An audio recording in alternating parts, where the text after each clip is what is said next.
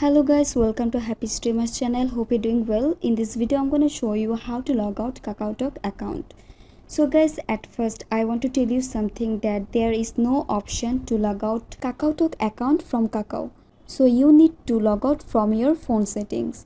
So just go to your phone settings. Now go to apps and tap on manage apps. Now go to your KakaoTalk app.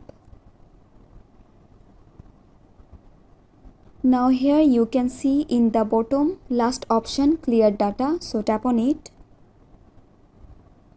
Now tap on clear all data and then just tap on OK. And then your KakaoTalk storage will be cleared and also your KakaoTalk account will be logged out. So guys, that's it, and that's how you can log out your KakaoTalk account very easily. So guys, I hope this video was helpful to you. If it was, then please give a thumbs up and hit the subscribe button. And thanks for watching the video.